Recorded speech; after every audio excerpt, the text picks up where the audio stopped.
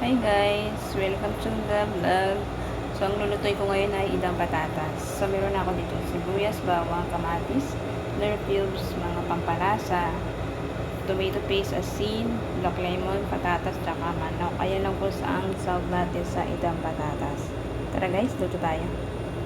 So, nagpainit na ako dito ng mainit na antika sa kaldero. So, ang step natin ay ilagay na natin yung sibuyas.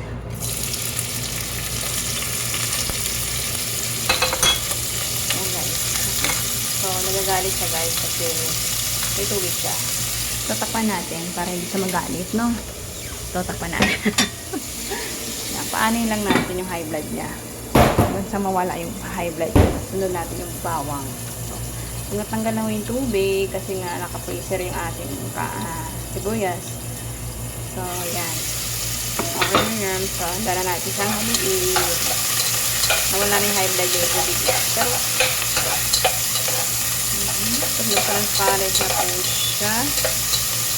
Next natin ay yung bawang. So, naka-freezer din yung bawang. Naka-blender na po yan. Binilender na bawang na nilagay sa freezer. Yan. Paluin lang po natin, guys. Pag nagbago na po ang mga kulay nila, ibig sabihin, may balik pala karot.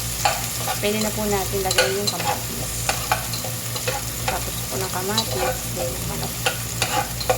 So, ayan. Hintayin po natin po na mag-transparent yung kulay ng ating sibuyas at saka yung bawang.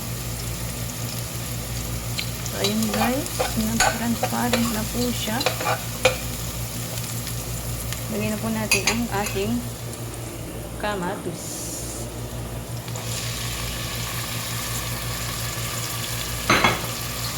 Ayan guys. Ayan sa kamatis. And then, yan natin siyang yung malata. Yan.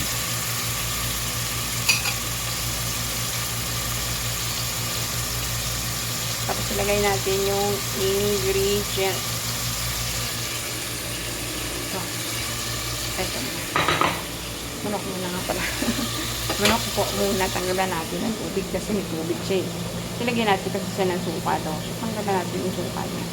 Lububog na natin siya. Ayan po. Ito po yung manok. Mag-waiting pa. So, yan. Pwede lata-lata na siya.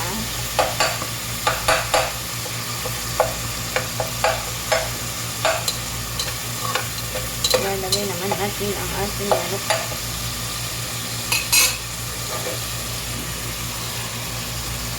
And then, aluin natin. Tarot. Siyempre, aluin natin na mag-transparent.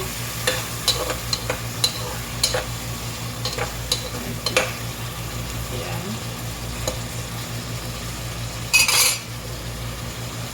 Then, lalagay natin yung pampalasa ka tomato paste, magic. Okay?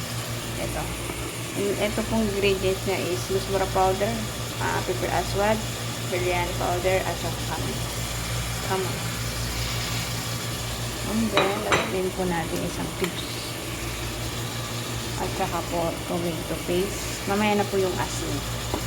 Ito po.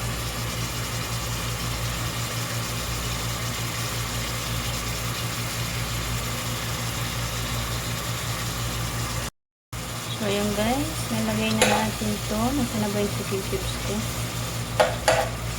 Itiin muna natin yung chicken cubes. So, ayan.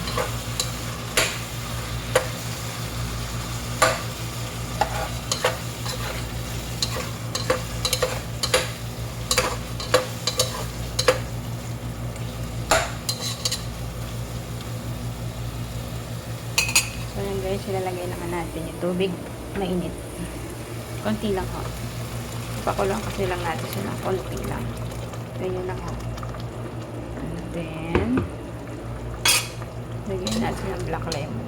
5 minutes lang ho kasi papaano lang natin yung mga powder para po lubos yung aroma niya, yung lasa niya. Ganyan po pagluluto pagpa-process dito sa Saudi. So, lagyan natin ng black lemon.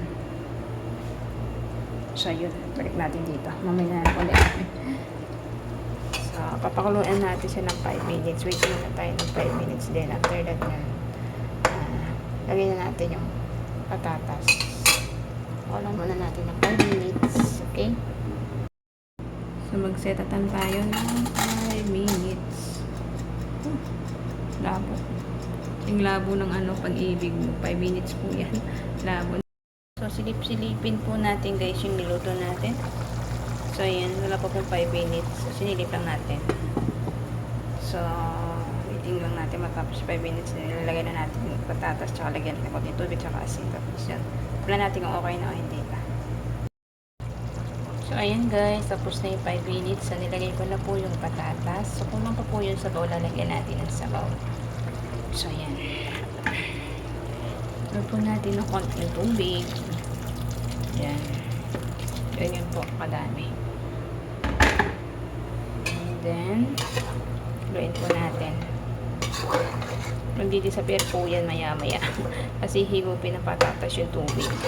Kukunti po yung tubig yan. Kaya lang po natin ang kumulo ng 20 minutes yung patatas. So, habang magpapakulo tayo dyan, tipla natin ng asin kung okay siya o hindi. So, yan. Tignan natin kung okay o hindi. Okay na siya. Pero lagyan natin konting asin. Konting lang po. Huwag po damihan. Kasi hindi rin po maganda yung asin sa ating katawan. Pag sobra, tama lang po. Yung tamang timpla lang po. Yun. So, ayan guys. So, tikman ulit natin. Okay na po. So, tayo ulit. Magta-time tayo na 20 minutes hanggang sa totally na maluto ang patatas natin. Tsaka yung manok. So, magta-time tayo. Hintayin natin siya maluto. Okay? Takpan natin siya guys. Sa habang hintayin natin maluto, takpan natin. So, tara mag-set aside tayo ng oras na 20 minutes. Mag-time tayo na 20 minutes. So, ayan, hanggang sa matapos yung ating niluluto. Tingnan natin muna natin linabahan natin bago tayo bumalik. So, ayan guys. So, 15 minutes ago pa lang nakalipas. Tikman natin kung malambot na yung patatas o hindi pa. Wait guys. Ayan, tikman natin.